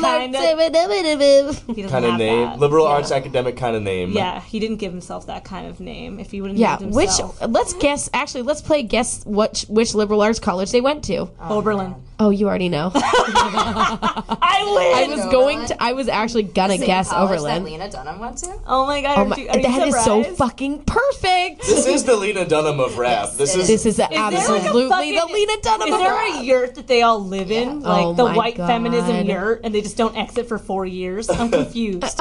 I know Was it's this in the the middle red of nowhere. tent? I know it's in the middle of nowhere, Ohio, but like not one person is like, bitch, get us together. I knew a rugby player from Oberlin once. Was this their BDIC major was rap, and then this was their final project? I was a BDIC. Yeah, I was gonna guess like Hampshire or something Div like that. 3. Yeah. My Div 3 is I went to the party. Brilliant, beautiful. Give them a record deal. Give it to them. The video for this shit is ridiculous. It's absurd, and like it looks like Hesta Prynne in particular. Oh my god, she looks like Carrie Brownstein playing a character like her on Portlandia. Damn. Get meta with it. With all, yeah. It's like the resemblance is uncanny. I'm exhausted. I am so exhausted by this white nonsense. Let's get this man's dollar going. Oh my god! Yeah, wait. I have things to say about that one. This man's dollar. If we want, this is not going to help us have any deal with any less white nonsense. But here we go. This man's dollar. Y'all in the afternoons, I'll always be puffing. I'm more European than an English muffin. Give mad props to Hester Prynne. You know she busts a stupid rhyme with that cleft in her chin. See, I sleep when I'm tired, I drink when I'm dry. You should ask Hester Prynne about her alibi. When you see me coming, better run and duck. I rhyme about nothing, and I don't give a fuck. Yeah. We know you don't. Obviously, we know you so don't. aware. She's more European than an English muffin. How European is a fucking English muffin? Oh my god. They do eat them in England. Don't they I call them confirmed. crumpets? They just call them muffins. It's just a regular ass muffin. They reference Lagos.com in this one. Yes. They also my favorite search engine at the time of 2002.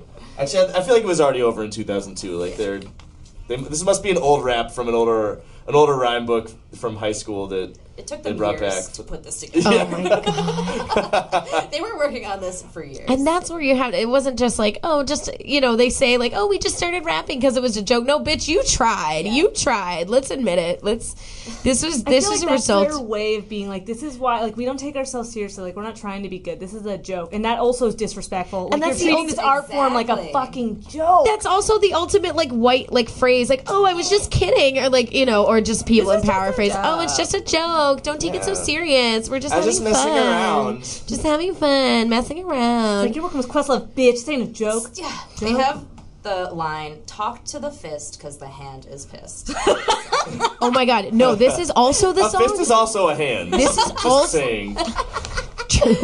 true. This is also the song where they rhymed chocolate tort and skort. Oh, What? did. How fucking privileged can you get? Lyric, but the lyric they reference being like as vicious as the NYPD. Yeah. Oh yeah. Which is pretty like Yeah, that's really not cool. fucked up. Cool. Like, fuck you, dude. Like, are you? Don't like make light of police brutality, we bring you the fucking brutality, white like the assholes. NYPD. I was get like, the fuck outta that's here. rough. But why it's even funnier is because they say they're vicious like the NYPD, but then in Vicious Cycle, like the next track, like talk about police brutality. Like they mention it as a problem. I'm like, bitch, what? Yeah, but they 1 made it a minute. joke and like a tagline and or like Yeah, a punchline. a punchline rather. I'm yeah. gonna beat you like the NYPD beats black people. Yeah, Is I'm basically what she's I'm saying. gonna stop and frisk you like the NYPD. Like, and then it's like police brutality is a problem. Yeah. Dude, all of my notes about this shit are just literally like reading the lyrics out loud. How like, about I liked before I was an MC, I had another life. yeah. Oh, wait, wasn't it like the president's? Yes, I worked for the president's wife. Yeah, what the fuck? Which I also thought, isn't that kind of, don't white feminists hate that? Like, oh my god, she's Hillary Clinton, she's not Bill Clinton's wife. Like, she's her own person. 2002. It was a Did she really work for Hillary Clinton? She did. She worked for fucking Hillary Yo. Clinton. No She way. did. Guys, she did. Oh, you guys don't. the fuck sorry, outta you guys here. didn't Oh realize my it. god. She Stop. worked for Hillary Clinton. Okay. You know what, guys? I'm gonna actually read this. Yes, so please. I found this thing on a website called, I think it's BabelMusic.com. Okay. Don't give it hits. I hate them forever, just based on what they wrote here. So this is their bio for Northern State. So the New York-based rap trio Northern State are no funky divas, which I think is hella racist. Like, what the? They're no funky divas. Like, what the fuck are you trying? Basically, they're not. Yeah, which they're was not En Vogue's album. That was the name of En Vogue's album. They're Was not like Funky a little Divas. Kim. They're not a Foxy Okay, Brown. they're not black. They're not black. That's literally They're not just saying trying they're to not be- black. yeah. These That's all dog it is. whistles. That's all it They're is. not black, What website was this on? and they don't try to be pretty. Babel, Babe. because it's Babel. Babel music. So Julie Hestaprin Potash, Corrine. Of course. What is that really what she's called in this? Yep. Because remember, she's Italian. She mentions it a bunch of times. Guinea Love? I was like, Her I'm not name going to is say Guinea Guinea. Love. I don't want to say it. It's a slur. She did have to change it? Okay. She chose to change I think she'll change it because it's a slur. And Robin, DJ Sprout, Goodmark, formed the hip-hop syndicate outfit, blah, blah, blah. They're college-educated and slick and checking rhymes. We're going to give rap a new face in the new millennium. New face. Fuck my life. Potash, whatever the fuck, who earned a degree in theater and served on Hillary Clinton's 2000 senatorial campaign. Yo. So that's what sucks is like, white feminists hate that shit, but she straight up called Hillary Clinton Bill Clinton's wife. So I just want to put that out there. She doesn't even do your game, boo-boos. Take her to task. First met Expose her. Burrow and Oh my Goodmark God. while attending Drag her. Half Hollow Hills High School in Dix Hills, Long Island, in the early 90s. Oh, you know what? Funny, they say Dix Hills in one of the songs, but I thought they were literally saying like a hill of Dix. Oh, me too. No, it's an actual place. Oh my D-I-X. Spurrow, who studied audio engineering, Oh, well. has a degree in woman studies from Oberlin College. Yep. Different kind of woman studies than mine. Her pal Goodmark was a hippie who had an interest in the environment, ended up with an environmental education degree and became a kindergarten teacher. Each had a fondness for Liz Phair, Queen Latifah, De La Soul, and Grand Poobah. While hanging out at a party one evening in mid-2000s, Spurrow and Goodmark thought it'd be funny if they were rappers. It'd be funny. They be went so on to funny. spend 6 months in Potash's East Village apartment writing songs and perfecting a hella cool New York white girl bred rap style. Can I just say, if Kevin Federline's album was a Coke dream come true, this was a Franzia. This is a Franzia seizure come true. Combo come true. Yeah, this is having a seizure after drinking too much Four Loko This come is true. like, guys, after graduating college, I just feel so lost. Yes, exactly. It'd be hilarious if Is you this just all that became life rappers. Isn't that funny? Isn't this cute? Okay. I'm giving them, Also, like, immense other vocal lyrics. fry. Other lyrics in this album. I mean, in the song. First of all, they shout out to Lycos.com, so that was a reference to this particular song. They also say that they eat their curry mild. That's Surprising no one. That's No surprising way. no one. You're supposed to boast and rap. doing. You're doing it Like my wrong. curry mild. And then also say, here is my handle, here is my spout. Yeah, check the outro on this song, though. It's just them saying they must be the greatest. They must be the greatest. Because they haven't Yeah, bothered to I do wrote any that down research. too. I did too. Like they didn't bother to listen to anything else. They must be the listen to greatest. Beastie Boys, But I think went to the Live thing- Fair, and they must be the greatest. And they must be the greatest. And they got a record deal. But they probably think like, oh, you know, like we know we're not the greatest. Like it's supposed to be funny, and it's like it's not funny, bitch, because you got a record deal. It's I don't not even funny. think. I don't even think they were that smart about it. I couldn't tell if she meant it like she's challenging herself, like I must be the greatest, like she's training, or if she meant it like, well, I haven't heard any other rap this I think good. that's how she meant it. In the year that Missy Elliott drops an album, she hasn't heard any other rap that good. Yeah, that's the year that like Work It came out, right? Yeah, Get Your Freak On came out. Oh my god. It's so out of step with the hip hop of that moment. Let me tell you, remarkable. dare I say, She must it be might be a vicious cycle. their woke song. The wind howls through my head as I dream in rhymes. I keep the beat. I hear the clock tick. I burn the candle from both ends of the wick. Said I got to feel the electricity. Gonna take deep breaths and use my body. Gotta stretch beyond my capacity, both musically and mentally. Realize. You didn't keep the chorus where they say it's a vicious cycle, like Over and over. Wait, no, Oh, I do have. Is it a vicious cycle? I have one part where they were trying to be woke. Hold on, listen. This one was a special added clip that I want you to hear. Controlling the well. I noted that. What? Oh god. The most insipid what? It was perfect. Can we listen to that again? Hold on. Controlling the world because you're controlling the well. What? Like she literally couldn't come up with a way to finish that line, and she was like, "Nope, just record it. We're what? good enough." What? I think one of them was in the studio and had just like woken up from a nap, and they put him in the booth and were like, "Can you just say what real quick?" Well, that was like, there's so many different parts of this album to make fun of. I mean, but like that part, it was just like clearly this like yoga teacher, like fucking It's a North Face pullover of a statement. Exactly. And also the burn the candle from both ends of the wick. Is that a euphemism for being bi? Because these guys would definitely be bi for attention, I'm sure. I am sure. I think it's just her being like, "I'm so hot, like I'm burning from both sides." Isn't that burning the candle at both ends? That just means you're putting in a lot of work. Which they are not doing.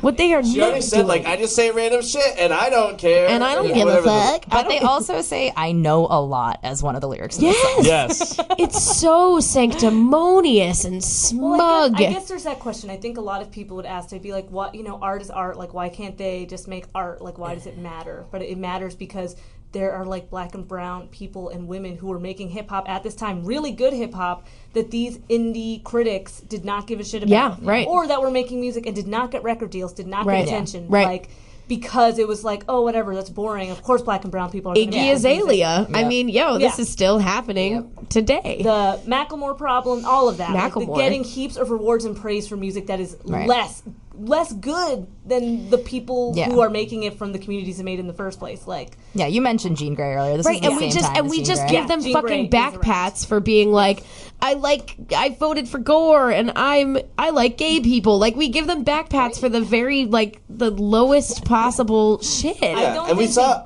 reviewed the albums. I think that like Northern State gave them a political report card and they were like, check. All right, you're good. Yeah, right. I just feel like by them existing and like getting the attention they did, it's just a function of white supremacy. It is. Yeah. This is the fact that we know that Northern State opened for Cake and like Tegan and Sarah charted, put them got on this tour. record Oh deal. my God. Got so noticed, had their video on disgusted. Subterranean. That is all white supremacy Yeah. at work. It Honestly. is. Sorry to say. Well, Oh. I think we're all on the same page here. I Yeah. mean, Oh yeah. see, Oh, yo. Also, Don't blame me. I voted for Gore. we did what we How about those lyrics about we like checked off the box. about graffiti? We went to a diversity training. I'm culturally competent. What? Sorry. The lyrics about graffiti. Oh wait, go ahead. About how like I gotta find them, Okay. but I do have one. Where I remember she called graffiti the freedom scrawl. What? No. Like, it's like, she basically saying something about, like, you know, they put billboards up and it's ugly, but, like, graffiti's the real art on the street. Dude, these guys maybe, like, they here it took is, here it is. mushrooms for the first time and fucking... Listen to Incubus. And yes! It's who owns the wall space in the big city? The companies have billboards, but that shit ain't pretty. Governments, something. These lyrics are wrong. Something scrub brush you off the wall. The voices of the people and the freedom scrawl. Oh.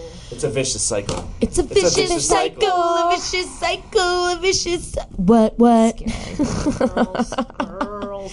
This It's bad, shit, and it's bad for you. It's so fucked up. It's so fucked up. Let's listen to Signal Flow, their 311 it's so song. fucked up. Yeah. Oh my god. Oh my They're god. flowing. They're so come original. All right. Say flowing. One of the first times I ever smoked weed, we turned all the lights off and laid on the floor and listened to Flowing when I was 14.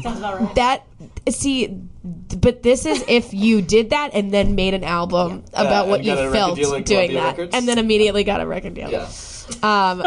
Should we? This is about the intellectual. You know, has all the value of hanging out with me when I was high when I was 14.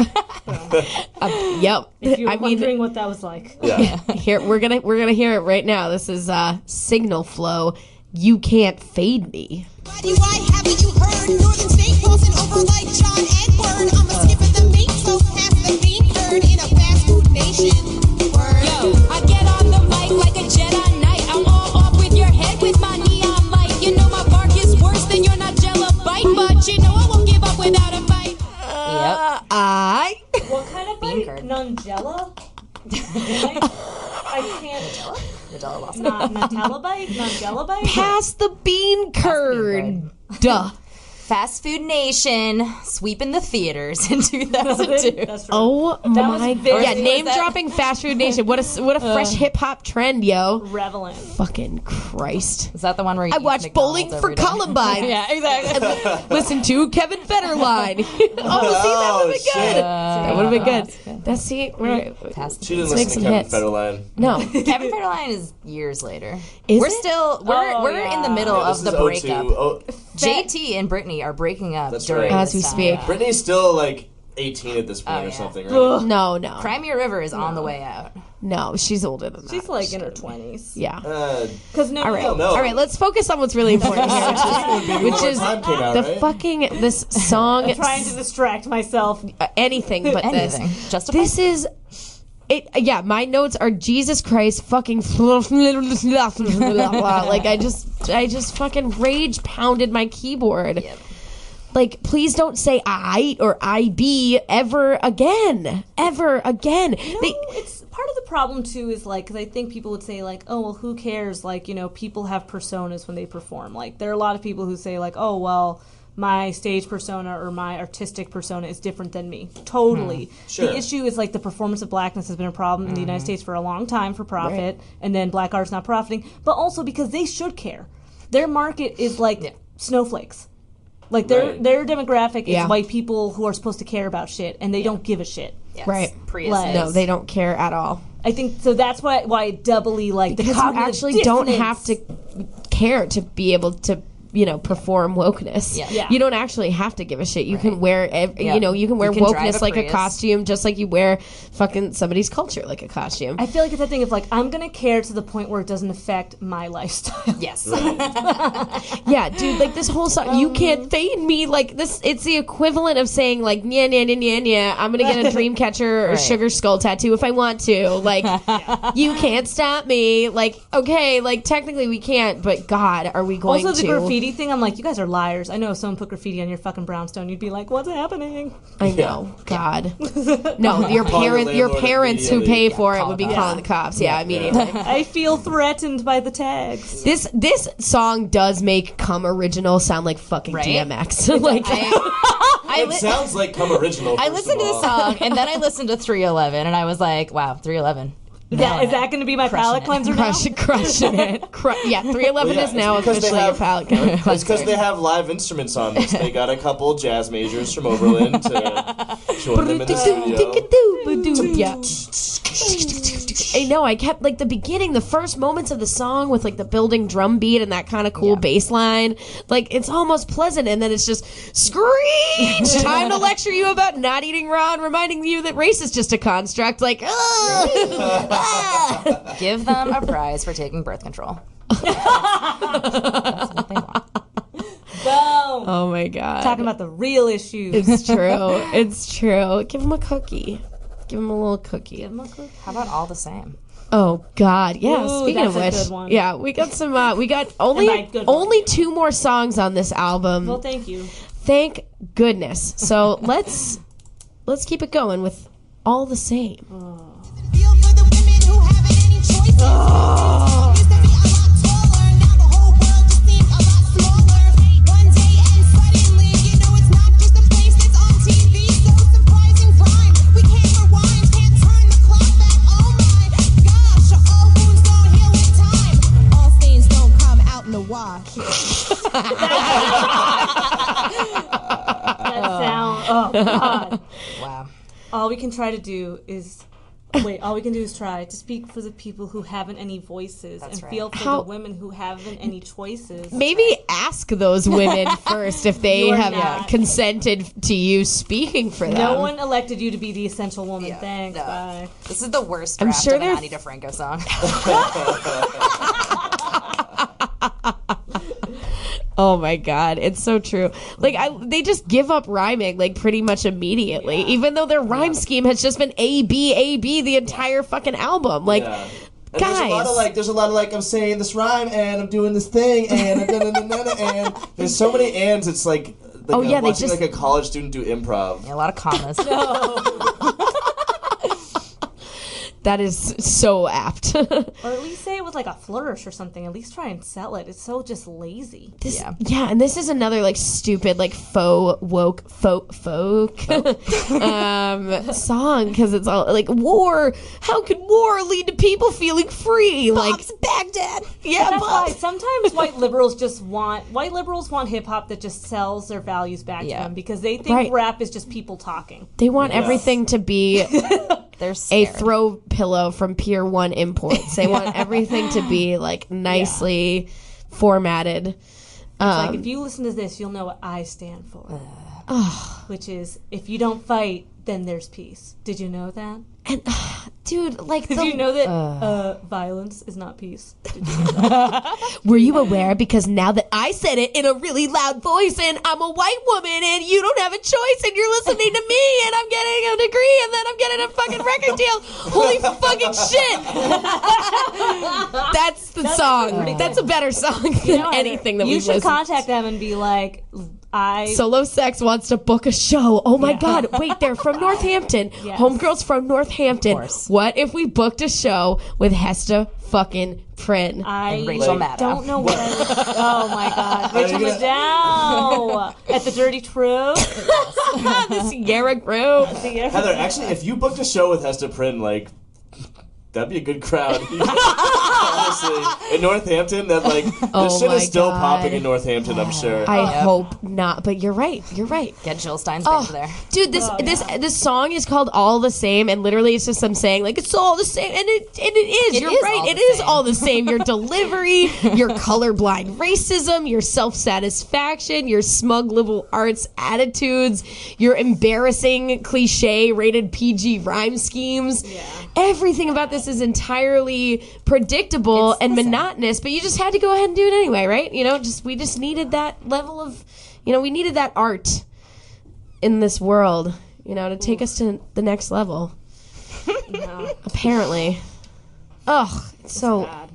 Can I say, I think I forget to mention I like that they do have a raspy voice one, that's like the MCA of the group. Yeah, well, I wrote... my notes about her were, can someone get this bitch a cough drop? Jesus fucking Yeah, Christ. she's Well, she probably thought like, What a man. Yeah, they've definitely recorded it in one day, and they were where the hood at? yeah. She was like, I like how that sounds. I'm gonna imitate that one.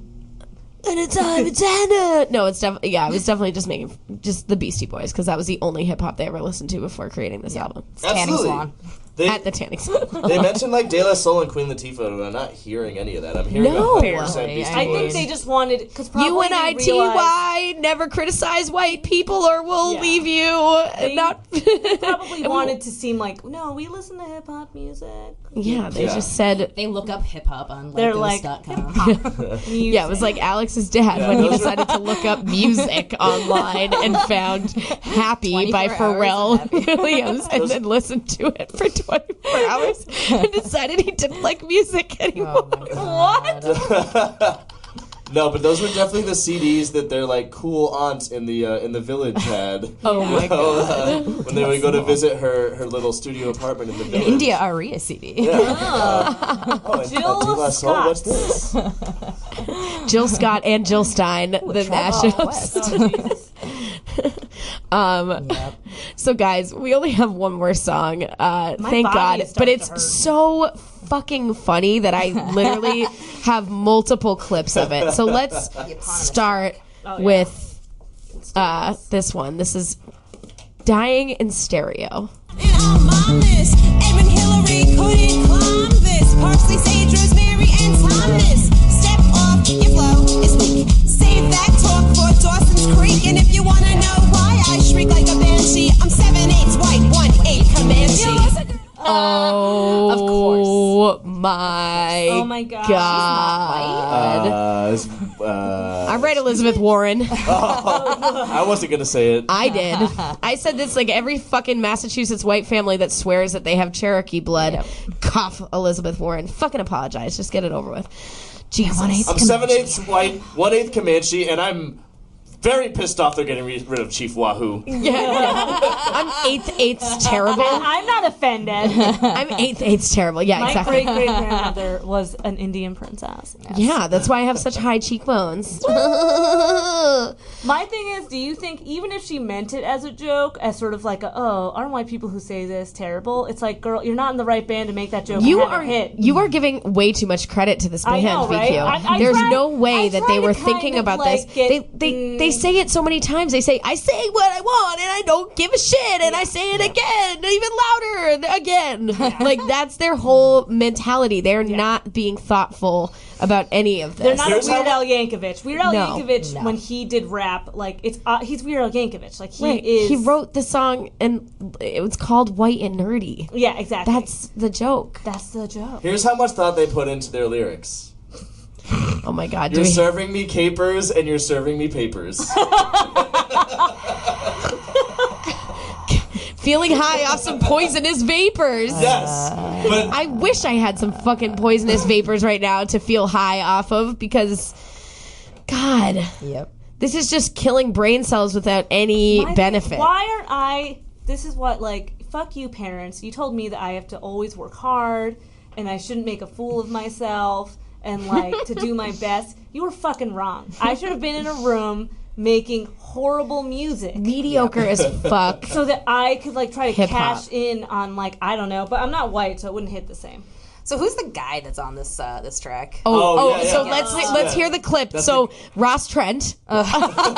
Here he is. This is Dying in Stereo featuring Ross Trent. This is a clip from that because you can't understand the song without hearing this part. So Hear this. This is an original Rude Boy Maurice Perry coming in again and we're getting live. Big respect to the Northern State. Lord have mercy, sound boy. In my stereo you're dying. What do you mean? Hear this, sound boy. what? so that was Snow, right? Wait. Where did they find him? How did they obtain... Literally, I Ross looked the Trent. guy up. I forget his name. It's like DJ. It's something stupid. It really doesn't matter. But I looked him up on slightly Discogs, stupid. and he hasn't done anything other than. This is what I think. Is he white? Is he white? What's No. I couldn't find out. I think he is. He sounds like I don't want to assume, but I assumed. I don't think He's that doing I don't, Island and I Voice. just find it hard to believe that any black people He's- had anything to do with this He's album. doing his best dance hall, Yeah. like... He's doing his Drake Island voice. Yes, and I don't know. I will say, I wouldn't be surprised if maybe he was like, oh, these white women seem nice, why not? They probably, like, maybe they were at a club and he was like, you know what, girls, I'll help you. You seem so sweet and nice. This is a bad alchemistic song. I voted for Gore, too. We They all met them in the polling line for Gore. But I don't. He was like, what do you ladies do? I feel bad, like, because I was assuming it was a white guy just doing a fake patois. Like, Me too. That's what it sounded like to me. I don't know. Part of me is like, that's so offensive. I'm like, would they really not even realize that? I don't think they would. I don't think they would. You again are giving them way too much fucking credit. I was raised that way. God. I try to see the good. Well, they were not. They were All right. not. They were looking Google out his. for All right, us. see if we can find What is anything his- because I couldn't what is find his anything before. name? His name is DJ Maurice M.O.P. Perry. DJ Maurice M.O.P. Perry? And the only things I could find from him on Discogs were this and like 2 other Northern State songs. He's one of their boyfriends. Yeah. It's like, what if you were to put on a voice? There's, I see nothing. There's no pictures. He never did anything except for this. Oh my God. Who is this guy? He's restaurant. He's Ross Trent. He has to be. This cannot be an individual of color. Well, I mean, I guess, You know what? There's a chance. There's definitely a chance. I don't want to give Northern State the benefit of the doubt on it. No. Was this, no, okay, I can't remember. Was I don't. this record released on Columbia or was it just the second album? I think it's the second album. It's on just Columbia. the second one? Okay. This came out and people were like, Was it this this is guy? awesome. No way. Oh, that can't This be. might just be a mystery that we'll hold forever. We'll constantly be trying Has to find anyone this guy. seen DJ? Maurice Who is Mop the- Mop Perry. Perry. Call in if you've seen him. I'm going to email the Roost to Northampton and be like, Robin, where's Maurice? Where did you bury? Where did you bury the body? Oh, Where's Maurice? Hashtag find Maurice. oh my God. Where's Wallace? Where's Maurice?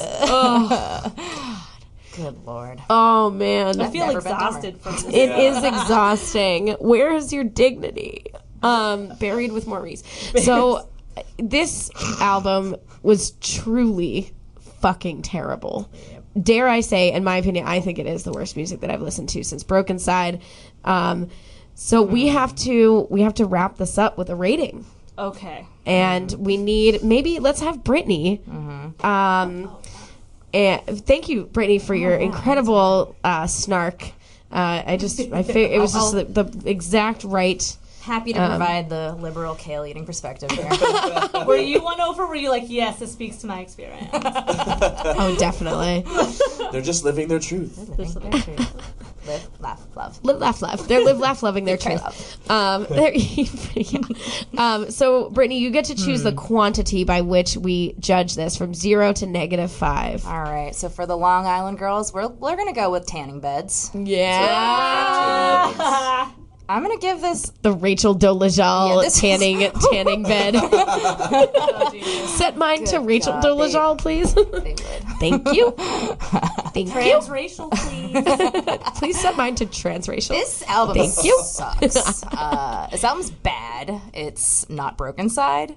It's a -4 tanning salons for me. Oh, yes. Tanning beds, please. Spicy. It's done by Farrah Artbraham, Team Farrah Artbraham. Yes. That's Team Farrah Fartbraham be gone.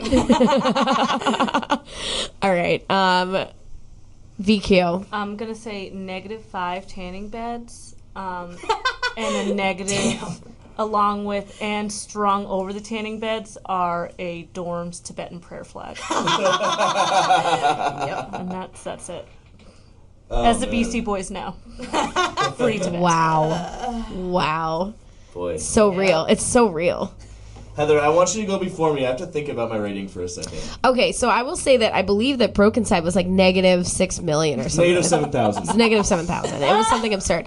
So I'm going to give this a full -5 tanning beds filled with like internal cringing and like deep remorse for my wiggity whack white rap mistakes of yesteryear. Are you gonna quit rapping now? Absolutely not. No, I just wrote a new song about how our cats don't know that Trump is president, and it's fucking hilarious. I feel like that was a good song. It's a great song. Like, I know how to write good songs, but I didn't always. Yeah, you're pushing a much different brand than I Northern am. State. I think what's helpful is this was my version of a political song. Is our cats don't understand that Trump is president.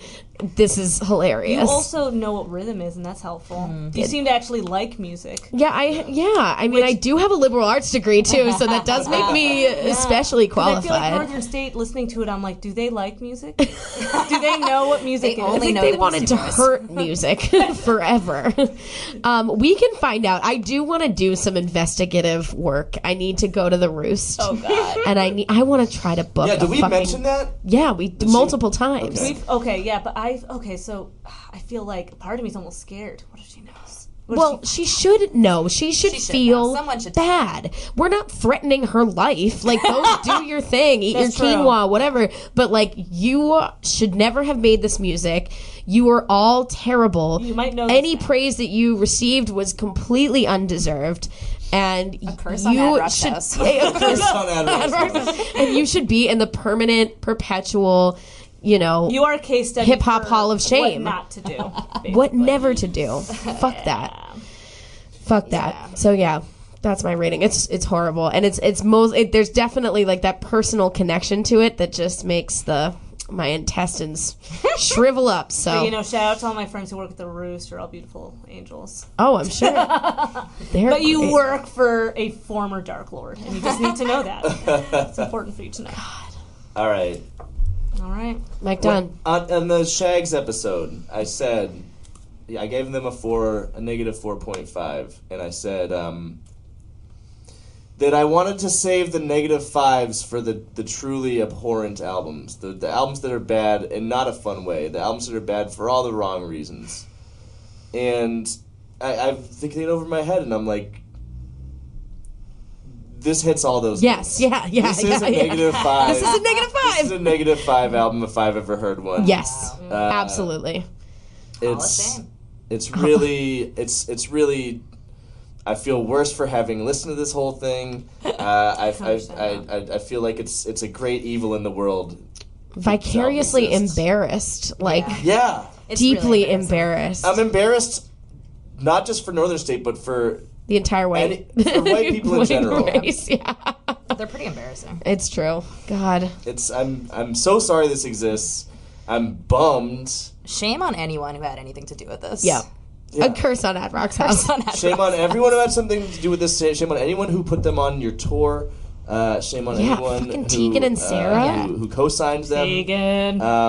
Was it Sarah or Tegan? Questlove. Which one was it? Shame on Questlove. Shame on Questlove for playing on one of their later albums too. Yeah. What? It's not just white people are implicit in this. Oh my God! They had two more albums. I can't even. I can't. We have to. We have to end this. We have to end this for our own sanity and for our own. Let's just leave it with this. Health. We all need to just have white woman feminist confidence, not just white man confidence. That's the thing. White women feminist confidence is also some lethal shit. Yeah, you've had it twisted all along, Heather. It's the white feminists. That's what.